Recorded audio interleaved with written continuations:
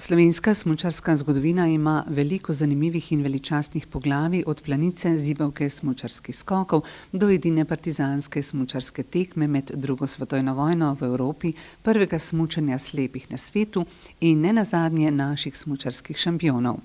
Zgodba o Američanih na Mangartu pa je morda malo manj znana, a izredno zanimiva, pravi dragulj slovenske in svetovne smučarske zgodovine. Šlo je za obdobje po drugi svetovni vojni, ko se je določala zahodna meja med Italijo in Jugoslavijo, ko je bila razdeljena ta cona na cono A in cono B, in v coni A so bili Američani prisotni. Svoj sedež so imeli v Kobaridu in oni so bili odgovorni za urejanje reda in varovanje tega področja. Ker je bilo to dovolj miroljuben čas, so pa se tudi urili in so prišli na zamisel, da organizirajo smučarsko tekmo, ki pa je tudi prva smučarska tekma ameriških udeležencev po olimpijskih igrah 1936 v Garmisch-Partenkirchenu. Razstavo v atriju občine Tržič sta ustvarila brigadir Janez Kavar in kustos Vojaškega muzeja Slovenske vojske Gregor Kastelic. Večino predmetov, dokumentacije in literature pa je Slovenskemu smučarskemu muzeju poklonil Aleš Guček. Predvsej nazorna razstava je še posebej navdušil ameriškega veleposlanika v Sloveniji Brenta Roberta Hartleya, ki se je lani odločil, da bo raziskal vso slovensko gorsko transverzalo. I have had a chance to visit them and I love them. Nekajkrat sem že imel priložnost, da sem jih obiskal in enostavno jih obožujem.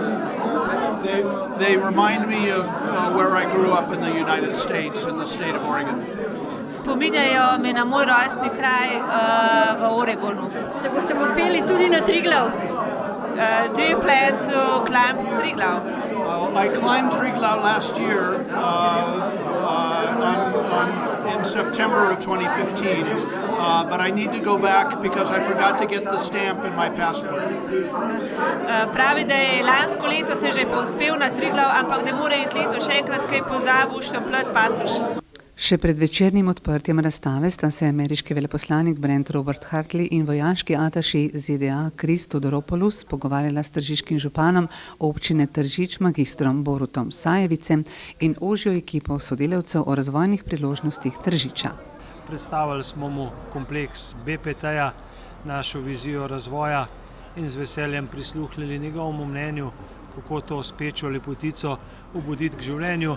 Sledil je sprehod po glavni ulici, šli smo se ogledati tudi kompleks BPT-ja, obiskali tudi Tržiški muzej.